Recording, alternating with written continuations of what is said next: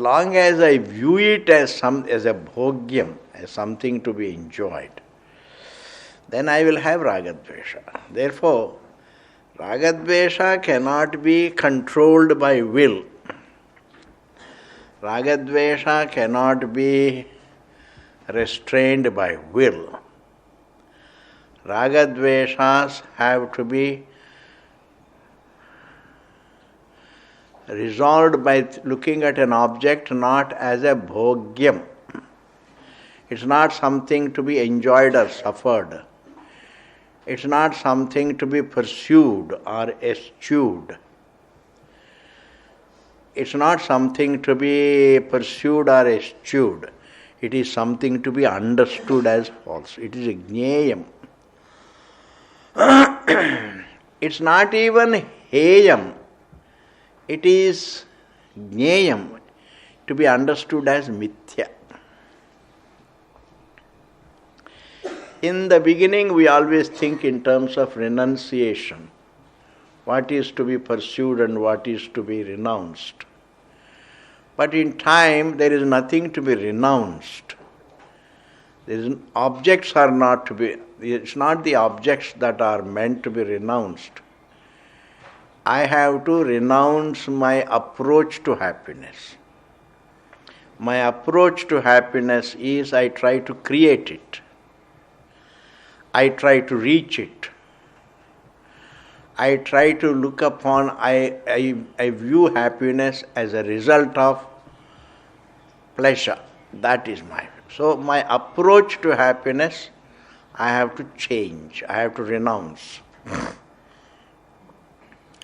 My anadi approach to happiness, I have to renounce. And I have to pursue happiness as it is defined by the Shastra. And the happiness is defined by the Shastra as it is one's own being that is called peace or happiness. Therefore, one's own existence is a matter for understanding as satyam, and the jagat is a matter for understanding as mithya. That means jagat is not bhogya vishayam. It's not a sense, it's not an object of pleasure. Objects are not the reason for pleasure or pain. It's neither bhoga vishayam nor dukkha vishayam. And therefore, as we think about the objects as not bhoga vishayam or dukkha vishayam, then I also look upon them, they are not something to be liked or disliked, they are something to be understood as mithya. Look upon the objects as something to be understood. Something to be understood once the moment you say, then it is not an object of emotion. In laukika vyavahara, you may like, you may dislike, but in the back of your mind you understand it is not something to be liked or disliked. It is not something to be pursued or eschewed. It is something to be understood as mithya. Therefore, that person is called a nirdvandvaha. Without looking upon the object as jnaya vishayam, it is something to be understood and falsified. That's what karikakara means heyam. It's something to be falsified. Jagat is something to be falsified. One's existence is something to be understood. The mind is something to be matured. The Shastram is something to be studied. All this he says. Heyam, jneyam, pakyam. The universe is something to be heyam, something to be understood as mithya. Atma is something to be understood as satyam. And the vichara is something to be matured. Antahkaranam needs to be matured. Matured means make it qualified for Vedanta. Make it qualified for Vedanta. And therefore, Pravrittav jayate ragaha nivrittav dvesha evahi. A person who looks at the object as not an object of like, not an object of dislike, he is called nirdvandvaha. The fundamental view of the object. Even though there is a sense of reality, I can live with the sense of reality, it doesn't matter. But at the same time, I should know that it is not bhogyam. It looks real, but it is not bhogyam on which I reflect. My reflection tells me it's not something to be enjoyed or suffered. It is something to be understood. Like science is something to be understood. Technology is something to be understood. A fact is something to be understood. A fact is not an object of emotion. A fact is something to be understood. It's a jnayam. And a conscious fact also is something to be understood. And therefore, when a person looks at the universe as something to be understood as false, understanding something as false is what is called falsification. Understanding something as false is called correction, is what is called really negation of a perception. Understanding that my perception is false. Because that I see myself as an individual is my seeing. I see myself as an individual. I see myself as a form. And therefore, it is a false perception. It's erroneous perception. And erroneous perception, understanding that it is erroneous perception is the way to correct it.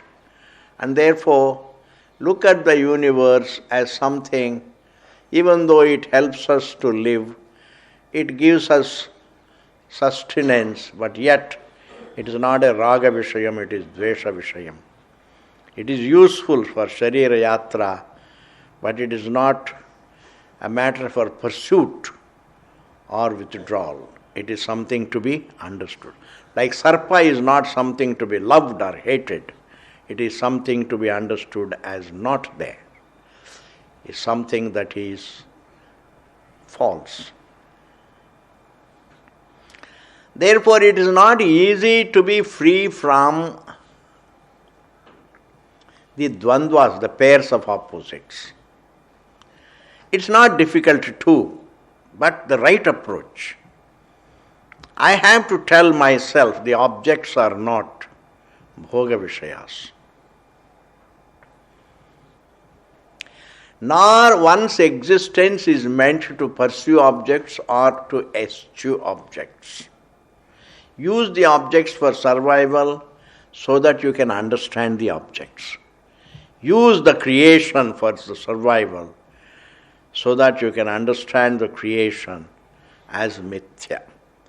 Then alone one is free from pairs of opposites. Freedom from pairs of opposites means really switch your attention to the Jagat as Jnayam and your own existence as Jnayam. That means in the creation there is nothing but Jnayam. There is no Bhogyam, there is no Jnayam. The Jnayam, when it is not correctly understood as a Jnayam, then it looks like Bhogyam. Once it is looked upon as Bhogyam, then I have Ragadveshas. Once I see it as Bhogyam, then the same Bhogyam can be Sukha Vishayam as well as Dukkha Vishayam. Then I have problems. Then I am caught between the horns of Raga and Dvesha, emotions. An object of knowledge becomes an object of emotions. As an object of emotions, if I am living in a universe which I look upon as an object, as something of emotions, my children are the objects of my emotions. My friends are the objects of my emotions.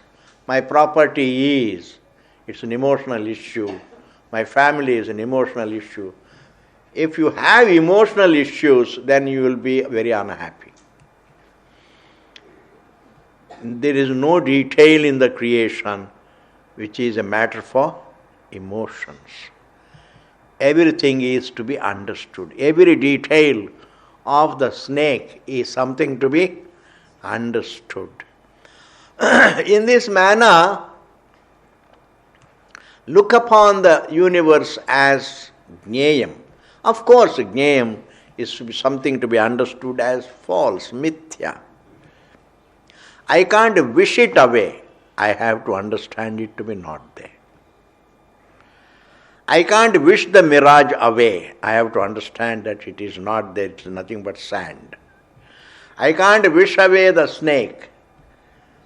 I have to understand it to be an error, and it's not there. Snake as I see is not there. Only rope is there. Similarly, these emotions that I have in my mind, I can't wish them away. Desires can't be wished away, emotions can't be wished away, because the objects are viewed as objects of emotions. But if objects are viewed as the objects of understanding, then my emotions also get resolved. But I have to be strict to myself. I can't be lenient to myself. Lenient means I have to be strict, means I have to tell myself, this universe, no people are objects of emotions, no culture is a matter for emotion. This creation is something to be understood. Even Shastram is not something an object of emotion. If somebody runs down your scripture, it's not a matter for emotion. It is something to be understood that even Shastram presupposes avidya, it is within the realm of mithya. And the man who runs it down also is mithya. In this manner, one has to reduce the entire creation, every detail of it, into the realm of jnayam, is something to be understood. If I have to live on forever inside the creation as an individual, then I can afford to get involved in the emotions. Emotions do not allow me to take up the topic for understanding. Emotions come in the way of understanding a fact as a fact. And the Jagat is a physical fact. So it is appearance but looks like a fact. So it's something to be understood. Atma is the truth and the universe looks like the truth. And the Shruti says it only looks like the truth, it's not the truth. And I have to know, I have to verify what the Shruti says. If I verify the Shruti to be true, that is understanding. And what Shruti says is something that is verifiable, because it's talking about something which is within our anubhava. Our being unnegatable is within our anubhava, and the Jagat being available for negation is also within anubhava. And therefore Vedanta talks about something that is very much verifiable. Therefore Nirdvandvaha, a person who is reflective about the nature of the Vastu and the falsity of the universe, is Balavat. He is like a small child. Meaning what? He is free from the pairs of opposites. Innocent does not mean he is not like that. He is peaceful. He doesn't have bias. He is very objective. A bias-free child. The moment a child shows any bias, then we say he is a chalu child. He is a chalu. But if a child doesn't show any bias, then we say he is an unbiased child, a bias-free child. He is called Bala, Balavat. But Dhiman, he is wise. That he is bias-free makes him a child. That he looks upon the universe as something to be understood. that he looks upon his own existence as something to be understood. This is something to be understood for everybody. This he sees. That makes him Dhiman, a wise man. This Balavat means, people become again emotional. So he is innocent, he doesn't know what he is doing. Aisa nahi. He is bias free, that's all. Balavat means bias free. Unmattavat means he is like a mad person, means a mad person doesn't have any desires. He lives in himself. Pishachavat means he loves to do Brahman. He doesn't take root anywhere. But one need not imagine Balavat, Unmattavat, Pishachavat. He is like a child, he is like a ghost, and he is like a mad person, etc. Aisa nahi. He is bias free and he is attachment free. Pishachavat means attachment free. Unmattavat means he lives in himself. He is in ekanta. A mad person always goes to his solitude. Balavat Dhiman. Evameva vyavasthitaha. Evameva vyavasthitaha means in that manner he lives on. He lives on in this manner, free from the pairs of opposites, free from raga dvesha. In fact, a student need not really think about freedom from the pairs of opposites. You think of the universe as the topic to be understood. You look at your existence as the topic to understand. It is something to be understood. Look upon the Jagat as the topic.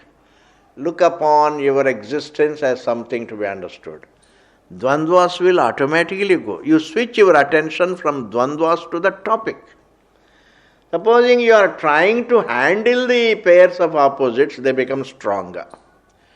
Whenever you battle with something, become stronger. If you want to make the enemy weaker, just leave him alone. If you keep on battling, then he will become stronger. Yes.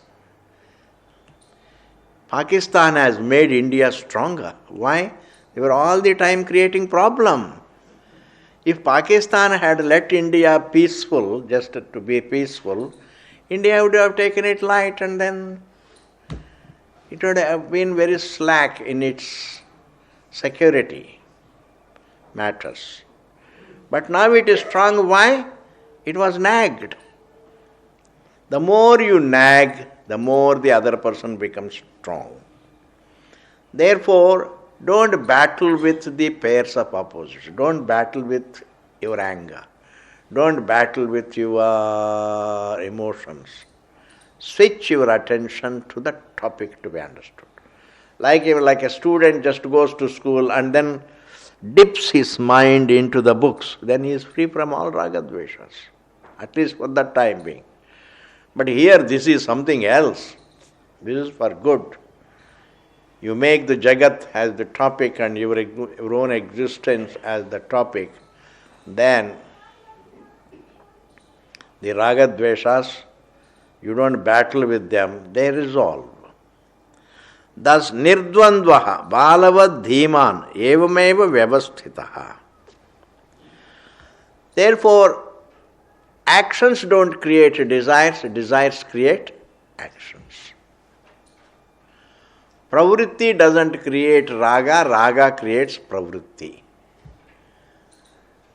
Dvesha creates nivritti. One finds oneself with raga and pravritti. One finds oneself with dvesha and nivritti. One finds oneself with avidya, kama, karma, everything one finds oneself with. That is called swabhavikam, that is called avidya.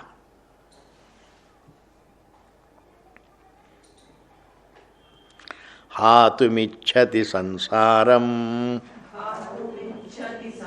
Ragi dukkha jihasayam Vitarago hi nirdukkaham Tasminnapi nakhidyati Hatu michhati sansaram Ragi.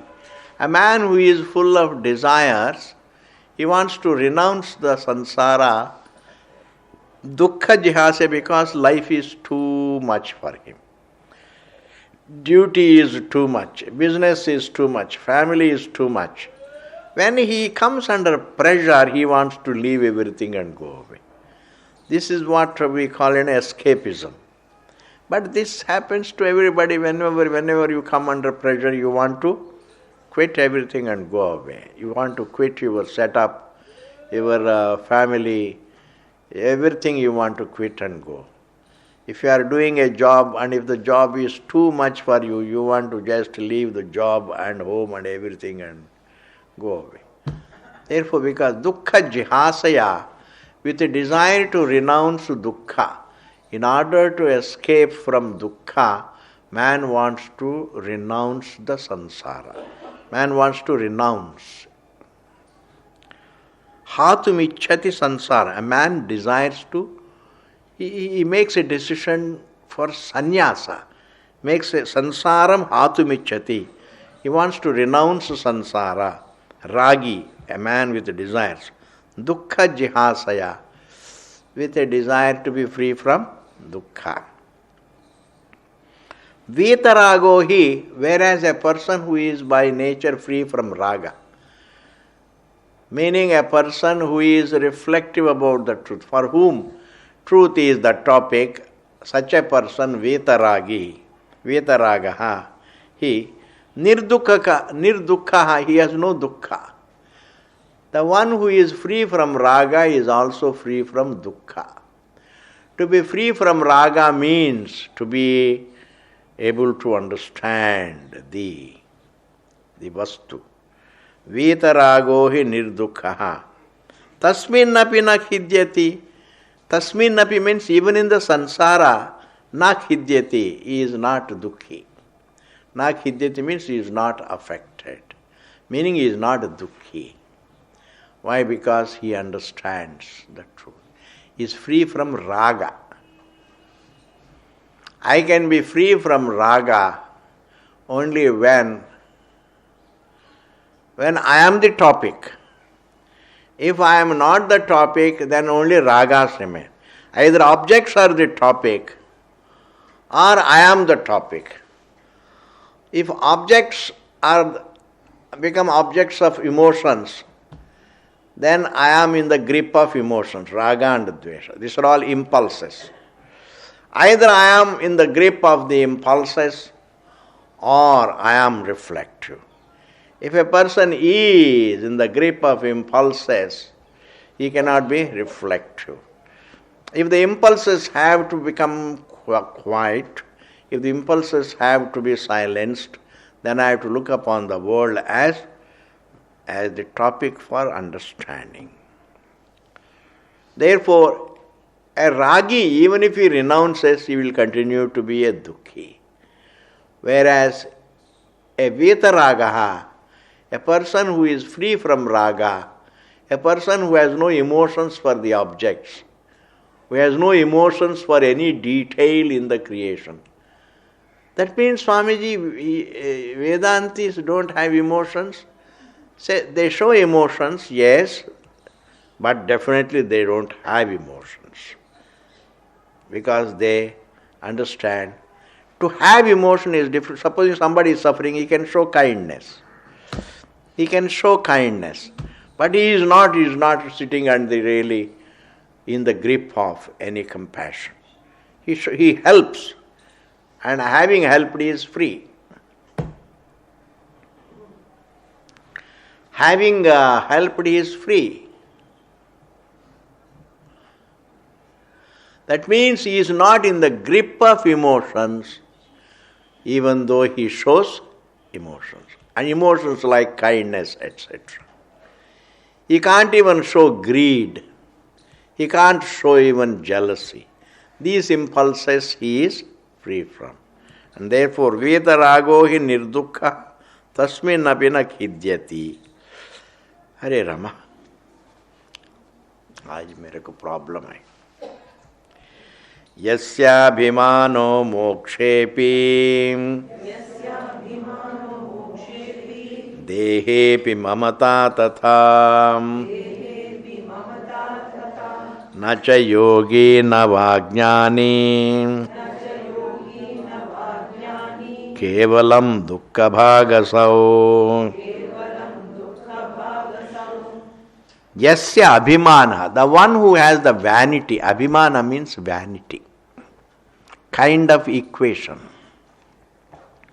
When a person thinks, I am a rich person, that is called abhimana. If a brahmana thinks that I am a brahmana, baki sab not, that is called abhimana. Oh, I am an American, that is an abhimana. And every abhimana is a kind of a vanity. I am the body, that is abhimana. Oh, I am tall, it is abhimana. Even the idea that I am a form is a abhimana. Identifying one's existence with something, that is called abhimana. Trying to gloat on any label is abhimana. When a person gloats on any label, that is called abhimana. It's kind of vanity, feeling of vanity. And a person who thinks, oh, I am working for moksha, etc. If a person entertains a feeling of abhimana, that I am studying Shastra, I am big, etc. If a person has that abhimana in the Shastra Jayanam,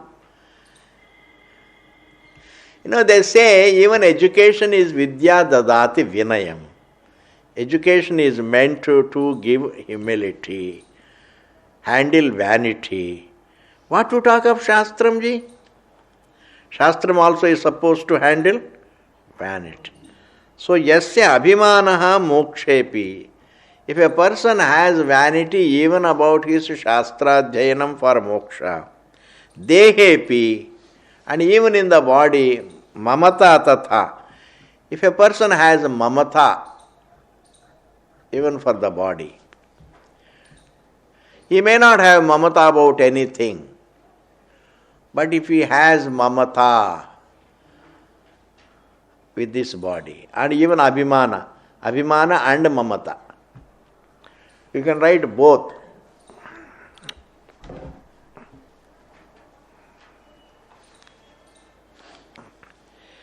Abhimana is vanity, mamata is attachment.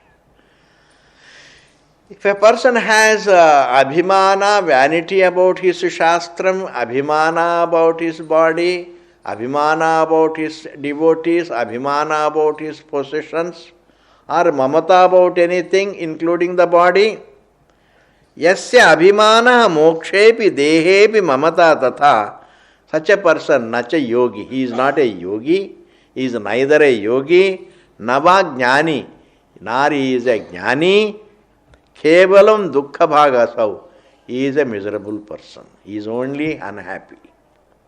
Vanity gives only unhappiness.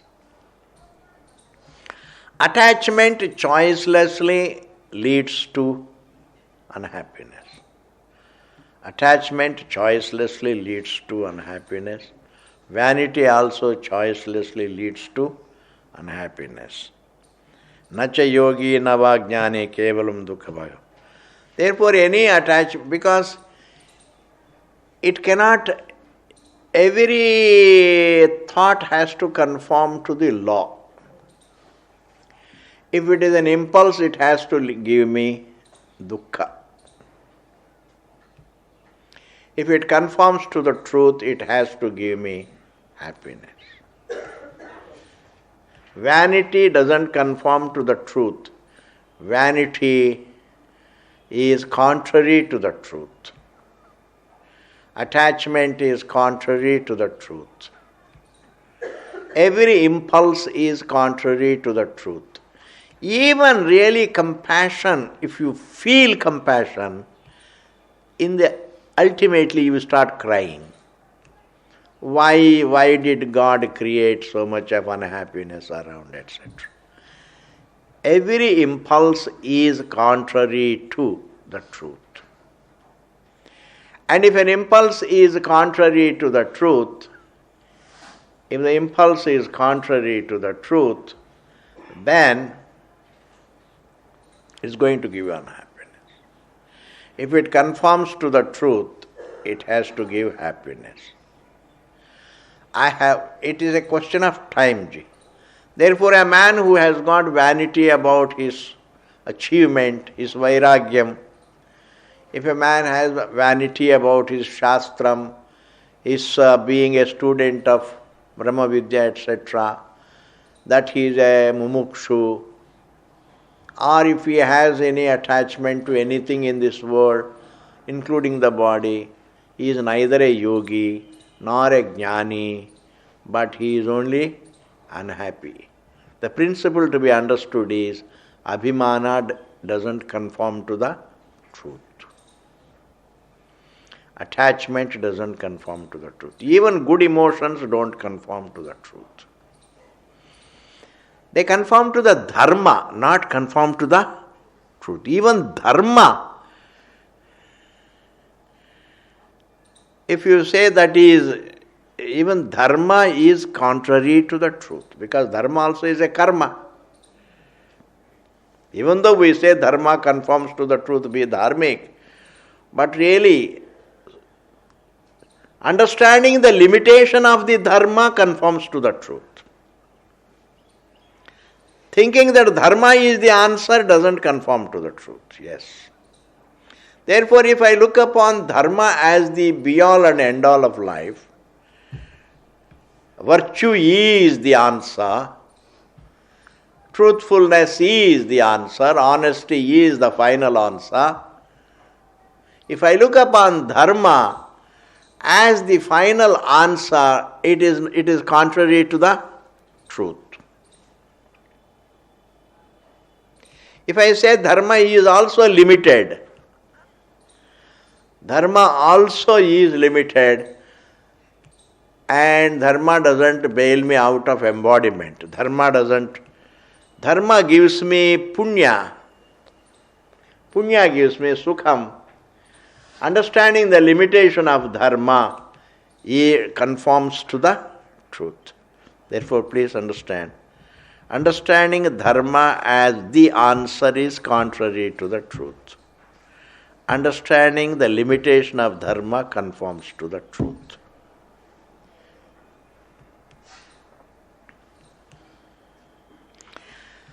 And therefore, abhimana is contrary to the truth. Attachment is contrary to the truth. Even the good emotions, even virtues are contrary to the truth. Amazing, Ji. If a person thinks virtues are the final answer, then it is contrary to the truth. But if you have virtues and understand they are also limited, then it conforms to the truth. If you think money is the final answer, then it is contrary to the truth.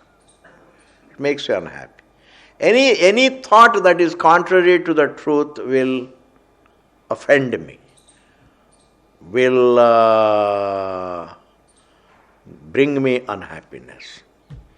It will have its echoji, because truth, any thinking that conforms to the truth gives me peace.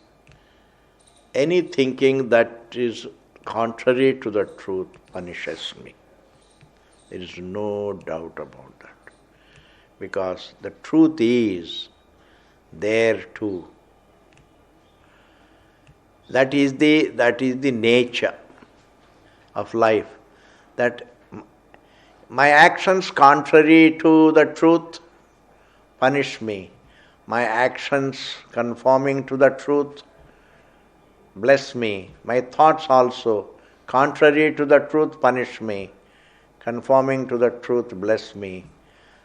Vanity is contrary to the truth At every attachment is contrary to the truth.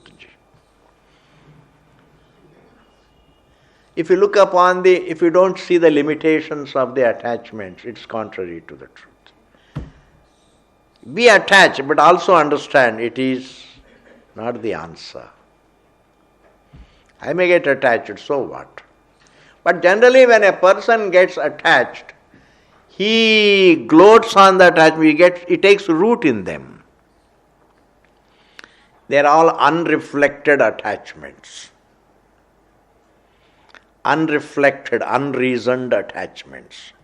They're all blind attachments. I go on living till the end of life, only thinking about the attachments. How will my children live? How will my grandchildren? I'm all the time worrying about them. I am worrying about my properties. I am worrying about all that I like. These are all called, let me call them as blind attachments, unreasoned attachments, unreflected attachments. Swamiji, attachments are good. Yes, good. But yet they are contrary to the truth. If I look upon attachment as the thing for which I am living, he is what is the source of my happiness. If I look upon my attachments as the source of my happiness, then all my attachments are contrary to the truth. And therefore, just look at your thinkings throughout. Am I thinking something contrary to the truth or conforming to the truth? Japa is something good. But if you say japa is only a means to an end, it's not an end in itself, then it conforms to the truth. Karma is contrary to the truth. Karma yoga conforms to the truth. It's like that. Because I do good deeds in order to know the truth. I make money to know the truth. I offer prayer to know the truth. Then none of it is contrary to the truth. That is why Bhagavan Krishna teaches karma yoga, which is not contrary to the truth. If I look upon the sadhanam as the end in itself, if I look upon the means as an end in itself, is contrary to the truth. If I look upon the means as a means, then it conforms to the truth. Everything in life is only a means. Japa is a means. The end is only understanding oneself. That is the next is the last verse. Let us see. Haro yadyupadeshtate Harih kamalajo pivam Tathapi na tava swasthyam Sarva vismaranadrite. Haro, haraha means, harati papaniti, haraha. Means Bhagavan Shiva. He is called haraha. The one who takes away all your ignorance, your sins and ignorance is called hara. Takes away all your dukkham. Yadi, if upadeshtate, even if the Lord Shiva were your teacher, if the Lord Shiva were your teacher, Harihi or Bhagavan Vishnu, Kamalajaha, the one who is born of the lotus, Kamalajopiva, your teacher may be the Lord Shiva, or your teacher may be the Lord Vishnu. But still, tathapi, na tava swastham, you have no well-being. You have no well-being. Sarva vismaranadrite, unless you forget everything and look into the topic.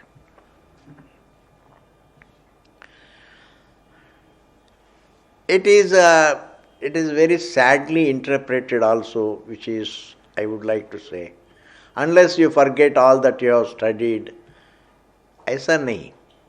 You don't have to forget what you have to study. You have to understand what you study. Nobody studies to forget. Meaning, sarva vismaranad rite means without forgetting everything, means unless you switch from, unless you correct your approach to your peace, unless you forget your old ways, unless the jiva forgets his old ways. You can't forget the old ways, you have to correct the old ways. Because these acharyas sometimes use words, becomes a problem.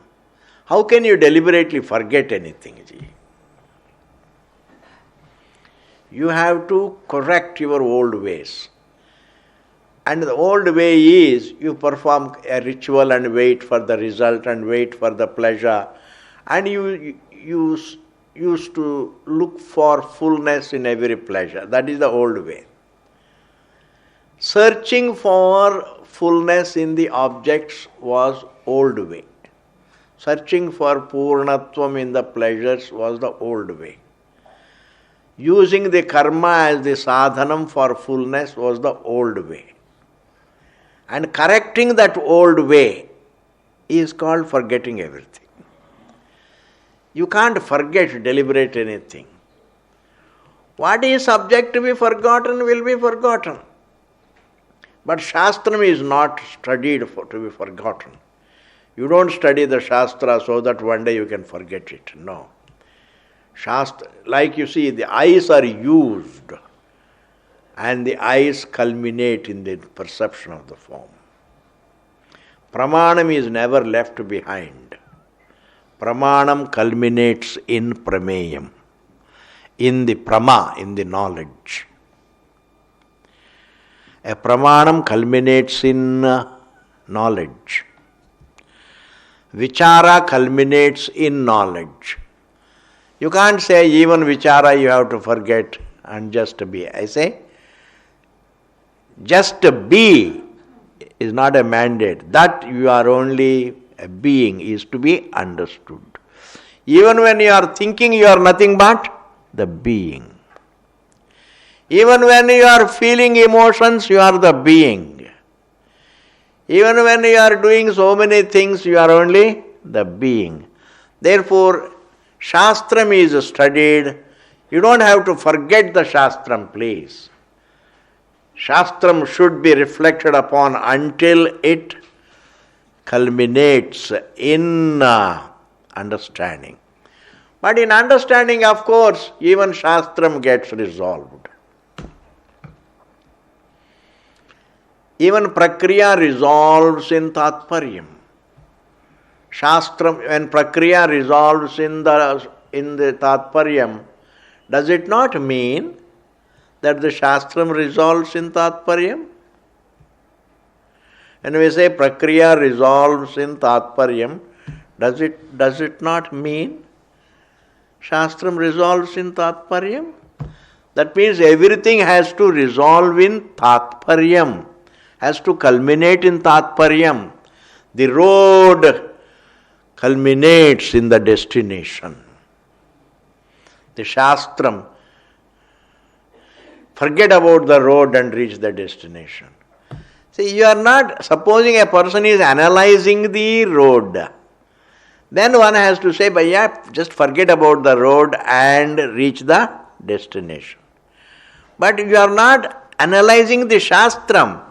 You are using the Shastram to understand the topic. Shastram is not words. Shastram is the topic. Your existence is Vedanta. Therefore, you are looking at your existence.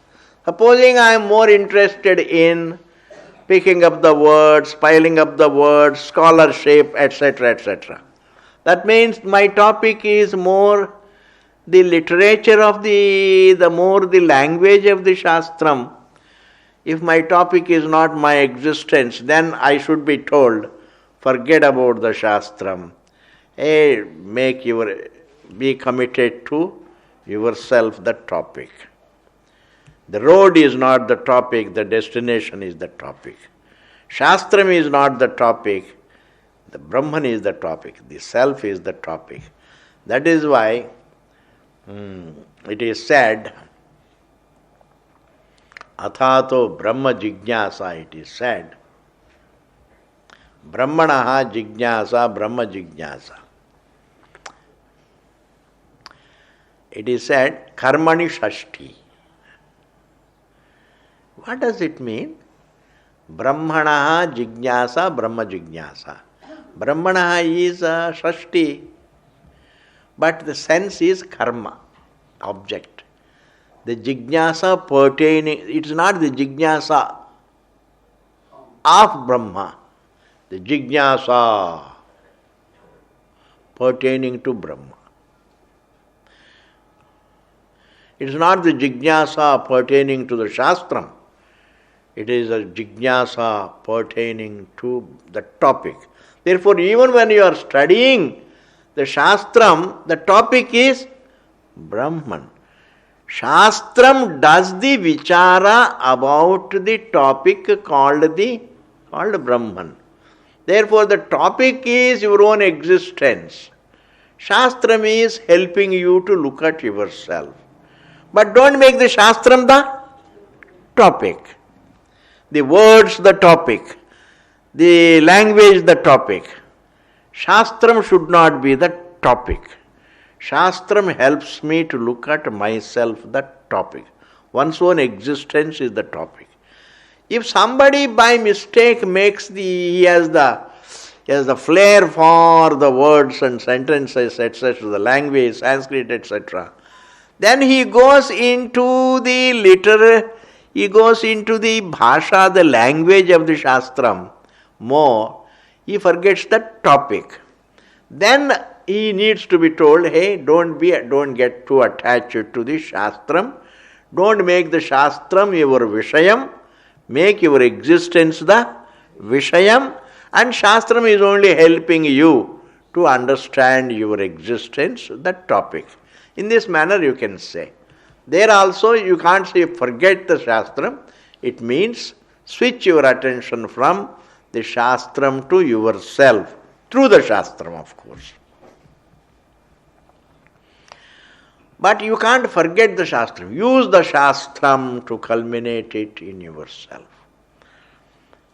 And therefore, this particular statement, unless you forget the Shastram, you have no well-being. Even if Brahmaji is your teacher, Shiva is your teacher, still you cannot know the truth unless you forget everything. A very convenient quotation for all those who don't study Shastram. They always say, what is the use of studying Shastram? Because ultimately, even after studying all the Shastram, you have to forget it. We are being wise. Why study and then forget? Don't study. It is easier to forget the Shastram without any study. This kind of thinking, I have heard all this. Before even I came to Swamiji, I used to hear all this. Even when I wanted to go to Swamiji and hear, some of the Swamis used to say, what is the use of studying Shastram? Ultimately you have to forget all of it. I used to say, is it true that you forget the Shastram? It is only really, by God's grace, Bhagavan has given me some akkal. I used to use it. I said, it cannot be so. You don't study something to forget it. You study something to know something. There is a topic. And therefore, whenever I come across a verse like this, I take it as an opportunity to tell the people that you study Shastram not for forgetting it, but for knowing yourself. And in the knowledge of yourself, the scripture culminates. Pramana culminates in the Tatparyam, in the knowledge, in the Tatparyam. I don't mind saying Shastram culminates in the knowledge of the Shastram, in understanding the topic of the Shastram, the Vishayam. And therefore, your teacher need not be Brahmaji.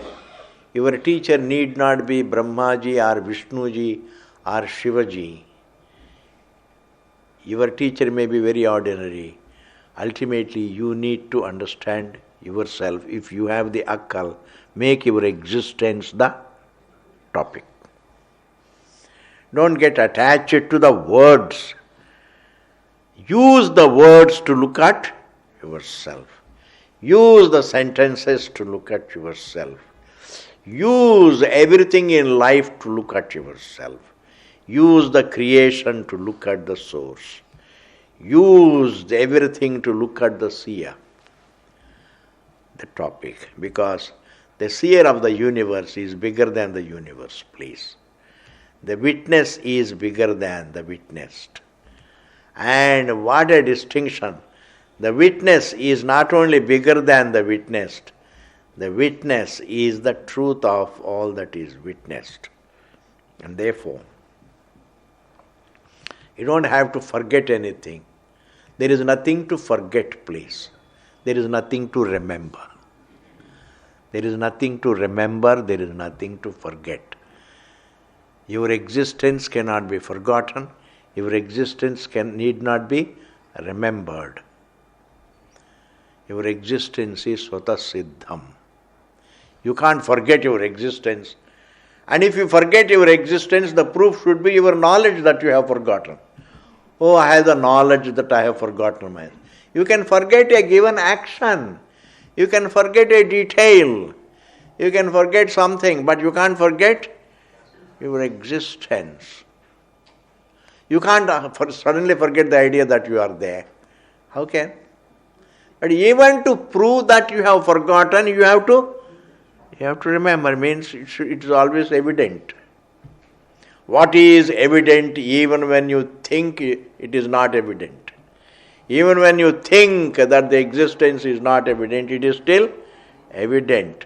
Because the proof of everything is knowledge, and the knowledge means your existence. Your existence is the evidence for everything. Without that existence, you can't prove anything, you can't disprove anything. Therefore, your being is the be-all and end-all of the entire creation. And that is why the Shruti very beautifully says, it is the very source, having created the body, occupied the body. It is the very source, having created a thought, occupies the thought. Therefore, don't underestimate your existence.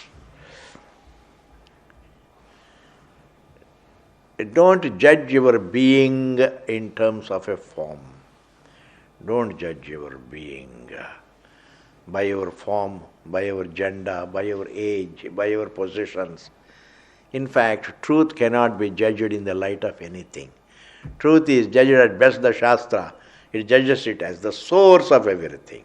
Even that judgment is corrected. It is nirvisesha. I see myself as the seer of everything. But ultimately, even the seer-seen relationship resolves. The desirer, the one who desires to fall asleep, ultimately sleeps, and he becomes free from even the desire to sleep. Thus, please understand, don't judge your existence by your form and by your situation, by your halat, etc. And therefore, don't judge the Shastram also as something to be remembered or forgotten. It is something to be understood. Mahavakyam is not something to be repeated or remembered or forgotten. You have to forget all the words. Then what? I say the words, if they are forgotten, then what? Then what do you get? You become quiet only, that's all.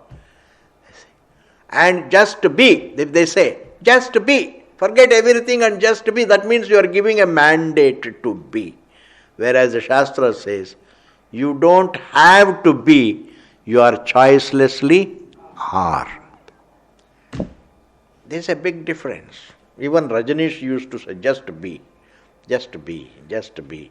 I understand. Is it a mandate? I say, discover that you are only a being. That is the Vedanta. Discover, despite all your thoughts, despite all your emotions, despite all your perceptions, in the midst of forest of life, you are only being. Like despite the movements of the air and fire and water and the earth, the space is. They are all kings of the space, yes. They are all made of space. They are moving in space. They are made of space. In fact, if they are all made of space, their movement, is it not an illusion? Is not their movement illusion? Yes. Because space is still and the air is moving and it is made of the space which is still. Therefore, the space is still. And anything that is made of the still is also the still. And therefore the perceived motion is an illusion.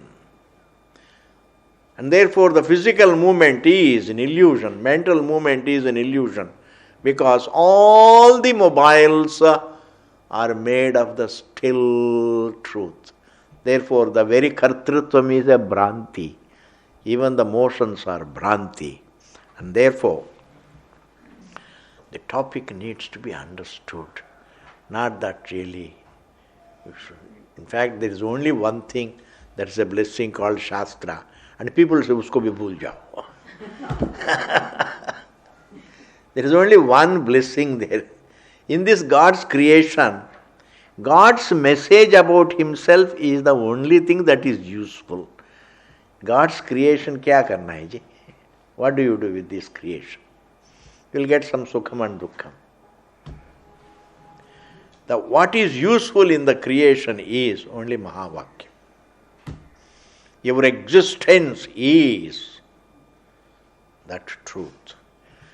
And an individual who never looks at himself starts looking at himself.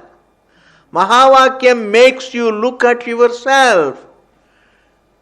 Until you are exposed to the Mahavakyam, you don't look at yourself. And therefore, Shastram is not meant to be forgotten. Shastram is meant to be understood. And in understanding, the Shastram resolves. Understanding the Shastram means understanding your existence. And therefore, have the akal to understand that the Shastram is not the topic, your existence is the topic, for which Shastram is pramanam. Yes. Vishayam is yourself. Otherwise, Shastram slowly, unaware, you are caught unawares, and you make the Shastram the topic, slowly. And there also the relevant advice is not forget the Shastram. Also correct your thinking, sir. Shastram is not the topic, you are the topic. Think of your existence and use the Shastram as a pramanam. You are the topic. You are the Devata. You are the Para Devata. You matter. You are the subject matter of the Shastram. And therefore, it's not another vanity or anything, it's all meaningless. Vanity is different. The topic. Vanity arises through possessions and abhimana. Here it says you are not the form. Your abhimana is a notion. Your mamata is a notion. Your abhimana is a notion. That's what the Shastra conveys. And therefore, if you are caught unawares by thinking that really the Shastram is the topic, then the right advice is, hey, Shastram is not the topic, you are the topic. But in any case, to say that Forget the Shastra is not the right advice. Just to be also is not a you don't have to give a mandate. Because it looks very, very attractive place. Just to be. Don't repeat japa, don't do this, don't do that. Just to be. Definitely you become tranquil. Just to be. Even if you follow it as a mandate, just to be, you become peaceful, quiet. And that becomes angle. That becomes a kind of, what is that? They put, what is it? Hook, Hook. What is it called? Bait. No, bait is all right, but that hook, what is it called? Another word. Angle? Angle, Angler. Anglers, fish anglers. It's angle. Angler. It becomes a bait. A little tranquility in your mind becomes a bait to get you. But understand, little tranquility we get even in pleasures. Little tranquility, a lot of tranquility we get in while reading a book. A lot of tranquility you will get while seeing a movie. A lot of tranquility you get while taking a walk. Therefore, just to be may give you a little tranquility, but being is not born of the will. You are choicelessly the being.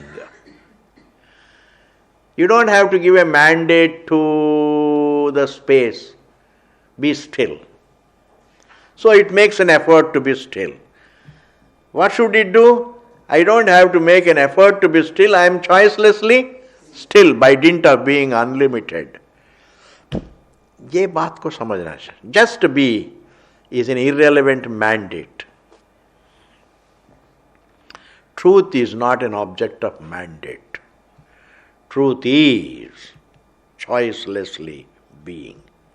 And therefore, even if your teacher is an ordinary person, you should be extraordinary student. You be an extraordinary student to understand correctly. Yes, I was stopped from coming to Swamiji by saying, they said, why are you going? Ultimately, you have to forget all the Shastram. I said, why should I forget the Shastra? In fact, my Akkala has been helping me throughout, really. I said, no, I have to go. At least even before I forget, let me see what it is.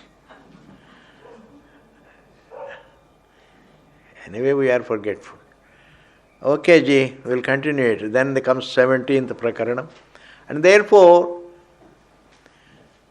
be clear in your mind, there is nothing to be forgotten, there is nothing to be remembered. There is nothing to be gained, there is nothing to be lost. Everything needs to be understood as it is, figured out as it is. I don't have to renounce a wave, I don't have to achieve a wave. I don't have to remember a wave or forget a wave. I have to figure out all the waves to be nothing but water. Purnamadaha Purnamidam Purnat Purnamudachyate Purnasya Purnamadaya Purnameva Vasishyate Om Shanti Shanti Shanti.